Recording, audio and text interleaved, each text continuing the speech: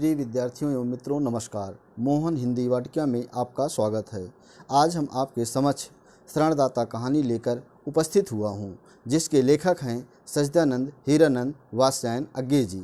यह कहानी भारत पाकिस्तान के विभाजन पर आधारित है। भारत पाकिस्तान विभाजन के समय सांप्रदायिक सौहार्द बिगड़ गया था और लोग एक दूसरे की मार काट एवं रक्तपात पर उतारू हो गए थे। इतिहास गवाह है कि जब भी विभाजन होता है उस समय गांव, कस्बे, मोहल्लों में रक्तपात हो जाता है। लोग एक दूसरे के जान के प्यासे हो जाते हैं और मारकाट शुरू हो जाती है। लोग इधर उधर भागने लगते हैं और अपने लिए शरण ढूंढने लगते हैं। एक ऐसी कहानी शरणदाता कहानी में प्रस्तुत की गई है। शरणदाता कहानी के जो प्रमुख पात्र हैं वो इस प्रकार हैं। सेठ देविंदर लाल जी, जो कि लाहौर में हैं, और उनका एक नौकर है संतू, जो सांप्रदायिक सौहार्द बिगड़ जाने की वजह से अचानक वो भाग जाता है। और उनके एक देविंदर लाल जी के जो प्रमुख एक मित्र हैं वकील रफ़ीकुद्दीन हैं। रफ़ीकुद्दीन के आग्रह करने पर ही देविंदर लाल जी यहाँ पे रुक जाते हैं। और जब माहौल बहुत ख़राब हो जाता है, उनके हाथ से बात निकल जाती है, तो वो रफ़ीकुद्दीन अपने एक परम मित्र, जो कि एक पुलिस के नौकर हैं, पुलिस की नौकरी करते हैं, उनके यहाँ उनको भिजवा देते हैं, यानी शेख अताउल्लाह जी के यहाँ।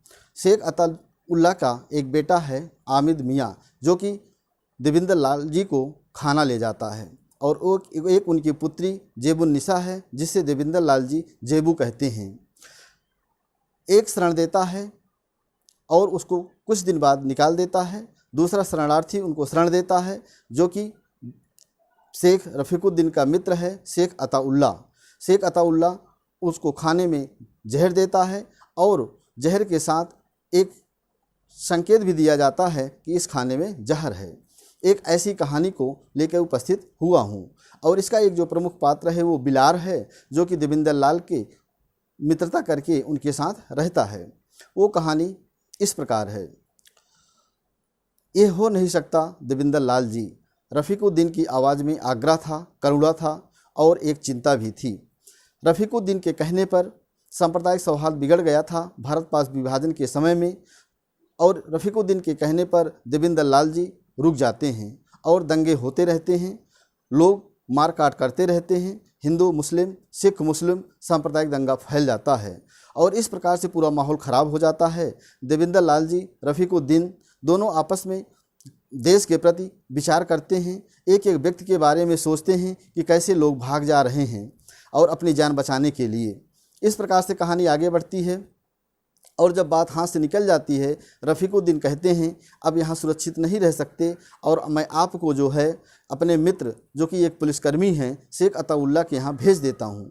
देविंदर लाल जी कहते हैं नहीं, मैं अब यहाँ से निकल जाऊँगा। आपके कहने से रुका, कोई बात नहीं, आपने प्रयास किया मुझे बचाने का, आज माहौल ख़राब हो गया है, अब मैं चला जाऊँगा। लेकिन रफ़ीकुद्दीन काफ़ी आग्रह करते हैं तो देविंदर लाल जी शेख अताउल्लाह, जो कि एक पुलिसकर्मी हैं, उनके यहाँ शरण लेने के लिए पहुँच जाते हैं। और चूँकि सर पुलिसकर्मी हैं और सोचते हैं कि यहाँ पे मैं सुरक्षित रहूँगा, और देविंदर लाल जी को शेख अताउल्लाह के एक अहाते में एक जो गैराज रहता है, वहाँ पे उनके नौकर के लिए किसी की कोठरी रहती है, जो कोठरी आंगन में खुलती है, वहाँ पे उनको व्यवस्थित कर दिया जाता है। देविंदर लाल जी वहाँ पे देखते हैं ना अच्छे से प्रकाश है, ना वहाँ पे कोई अच्छी व्यवस्था है, और उसी में वो बंद रहते हैं। और थोड़ा सा प्रकाश कहीं कोने से आता है, जहाँ पे वो थोड़ा बहुत कुछ पढ़ सकते हैं।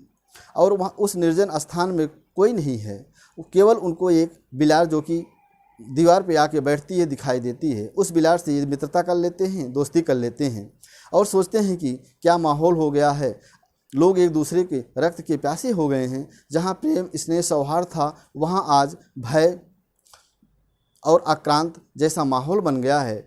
ऐसी स्थिति में देविंदर लाल जी बहुत समय तक सोचते रहते हैं और उनको खाने में शाम को खाना आता है। खाना तो पर्याप्त रहता है 2 टाइम का, लेकिन देविंदर लाल जी एक ही बार में खाने को खा लेना चाहते हैं और जो बचता है उसको बिलार को दे देते हैं। और अगले दिन जब भोजन लेके आबिद मियाँ आते हैं, जो कि उनका बेटा है शेख अताउल्लाह का, वो देविंदर लाल जी उससे शहर के माहौल के बारे में पूछते हैं, लेकिन वो कुछ बोलता नहीं है। ना और हाँ में केवल मूड़ी हिला करके जवाब देके चला जाता है।